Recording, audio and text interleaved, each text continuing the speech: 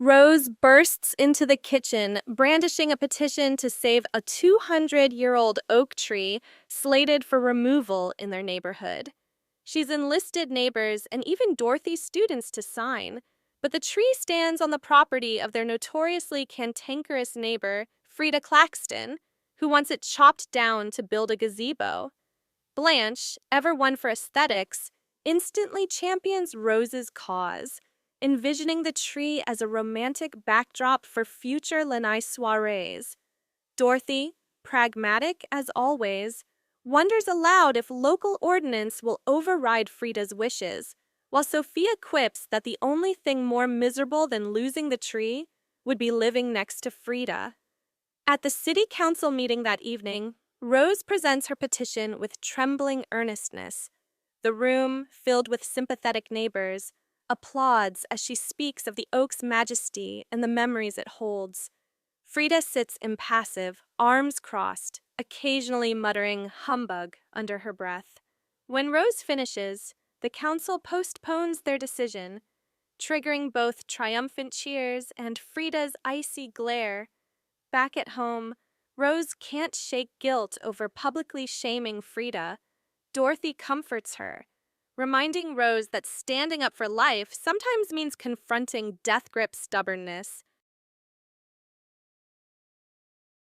The next morning, Rose finds her mailbox stuffed with angry notes from Frida's allies.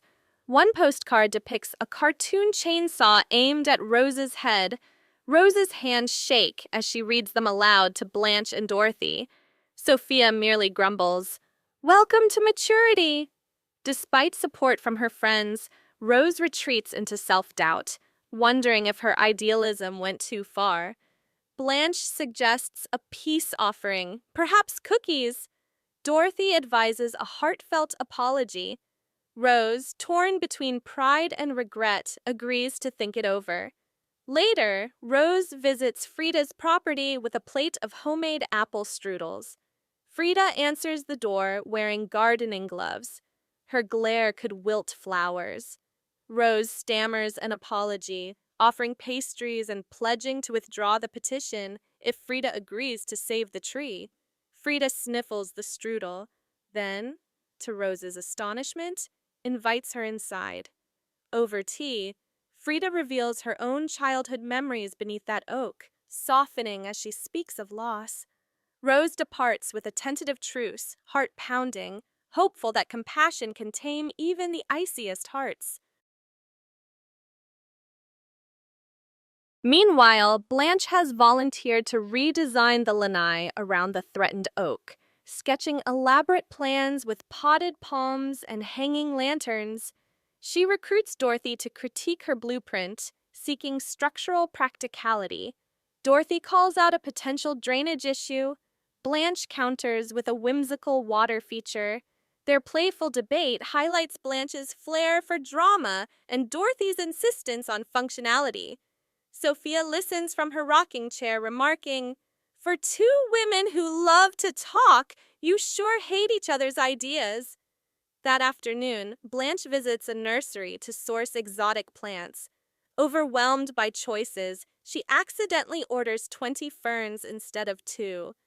The nursery manager sympathizes and offers a discount, Blanche's charm working its magic. Back home, Blanche corrals Rose and Dorothy to help replant the lanai. As ferns spill across the floor, the friends laugh at the chaos. Blanche admits she thrives on spontaneity, even when it leads to green-thumbed mayhem. Dorothy prepares a lesson plan for her substitute teaching gig, this time covering Shakespeare's A Midsummer Night's Dream. She practices dramatic readings in the living room, adopting various accents for Puck and Titania. Sophia interrupts, dubbing her Bardzilla, then offers blunt feedback on projection. Encouraged, Dorothy heads to the classroom, only to face a rowdy group of teenagers more interested in lunch than iambic pentameter. In class, Dorothy employs improvisation. She stages a mock fairy chase across the room. The students erupt in laughter. then lean in as she weaves in themes of love and transformation. By the end, even the toughest skeptic applauds. Dorothy leaves buoyed, her confidence restored. At home, she shares the triumph with Rose, Blanche, and Sophia, who celebrate by staging their own impromptu performance under the oak's branches. Sophia, initially dismissive of Rose's crusade, quietly visits Frida's yard at dusk. She finds Frida weeping beneath the oak's sprawling limbs. Frida confesses fear of change and loneliness after her husband's death. Sophia sits beside her, sharing memories of Angelo's stubborn ways in Sicily.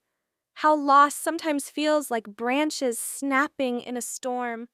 The two women, once adversaries, find common ground in grief and resilience. The next morning, Sophia arranges for Frida to attend the city council's follow-up hearing as Rose's guest. Frida agrees, curious to see her own story reflected in Rose's advocacy. Sophia smiles to herself. Even the most miserable life can yield unexpected friendships. At the council's final vote, Frida stands beside Rose, recounting childhood picnics beneath the oak. Her testimony sways the board. They unanimously designate the tree a protected landmark. Rose embraces Frida, tears mingling with laughter. Dorothy, Blanche, and Sophia join them under the oak's broad canopy, celebrating with leftover strudel and ferns. As dusk settles, the four women lean against the trunk. Rose thanks her friends for believing in her vision. Blanche admires the lantern-lit branches. Dorothy marvels at the tree's resilience. Sophia grins. Not bad for a bunch of old broads. The camera pans upward through rustling leaves, proof that roots run deep when people stand together.